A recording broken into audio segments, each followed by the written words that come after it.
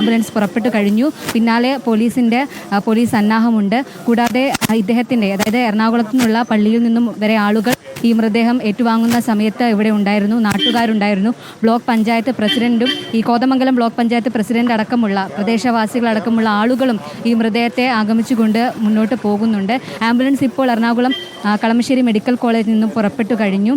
നമുക്കറിയാം, ഇന്നലെ ഏകദേശം 8 മണിയോടെ ആയിരുന്നു കാട്ടാന ആക്രമണത്തിൽ എൽദോസ് കൊല്ലപ്പെടുന്നത്. അതിനുശേഷം 2 മണിക്കൂറിന് കഴിഞ്ഞാണ് ഈ മൃതദേഹം ആളുകളുടെ ശ്രദ്ധയിൽപ്പെടുന്നത്. തുടർന്ന് വലിയ രീതിയിലുള്ള പ്രതിഷേധ നടപടികളാണ് അവിടെ നടന്നത്. 6 മണിക്കൂറോളം നീണ്ട പ്രതിഷേധത്തിന്, അതായത് കളക്ടർ നേരിട്ടെത്തിയാണ് ഈ പ്രതിഷേധം അവസാനിപ്പിച്ചത്. കളക്ടർ നേരിട്ടെത്തി ഈ ഉറപ്പെല്ലാം നൽകിയതിനു ശേഷം ഏകദേശം സാമ്പത്തിക സഹായം കുടുംബത്തിന് 10 ലക്ഷത്തോളം സാമ്പത്തിക സഹായം കുടുംബത്തിന് നൽകാമെന്ന് ഉറപ്പ് നൽകി. ഉടൻ തന്നെ ആ സമയത്ത് തന്നെ 5 ലക്ഷം രൂപയുടെ ചെക്ക് നൽകി.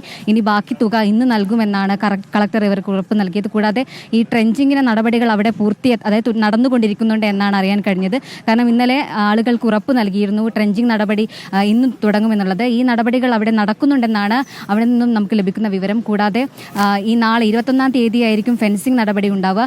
ഇതെല്ലാം ശേഷം കൂടാതെ അവിടെ തെരുവിളക്കുകളൊക്കെ സ്ഥാപിച്ചു. ഇത്തരത്തിലുള്ള നടപടികൾ അവിടെ നടക്കുന്നുണ്ട്. പക്ഷേ ഇപ്പോൾ ഈ എറണാകുളം കളമശ്ശേരി മെഡിക്കൽ കോളേജിൽ നിന്നും മൃതദേഹം പോയി.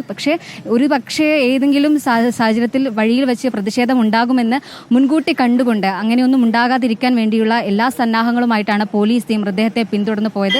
നമുക്കറിയാം, കഴിഞ്ഞ ദിവസമായിരുന്നു ഈ കഴിഞ്ഞ ദിവസമായിരുന്നു ഈ പന മറിച്ചിട്ടുണ്ടായ അപകടം നേര്യമംഗലത്ത് നടന്നത്. അതിനുശേഷം ആ ഒരു ദാരുണ സംഭവത്തിനു ശേഷം വീണ്ടും ഇത്തരത്തിലൊരു നടുക്കുന്ന സംഭവമാണ് നേര്യമംഗലത്ത് അരങ്ങേറിയിട്ടുള്ളത്. ഇപ്പോൾ മൃതദേഹം ഇവിടെ എറണാകുളം കളമശ്ശേരി മെഡിക്കൽ കോളേജിൽ നിന്ന് മൃതദേഹം കൊണ്ടുപോയിരിക്കുകയാണ്. ഉടൻ തന്നെ, അതായത് ഇപ്പോൾ അവിടെ വീട്ടിൽ അഞ്ജലിയാണ് വിവരങ്ങൾ നൽകിയത്. എൽദോസിന്റെ പോസ്റ്റ്മോർട്ടം പൂർത്തിയായി കഴിഞ്ഞിരിക്കുന്നു. ഉരുളൻ തണ്ണിക്ക് അപ്പുറമാണ്, 1 കിലോമീറ്റർ അപ്പുറമാണ് എൽദോസിന്റെ വീട്.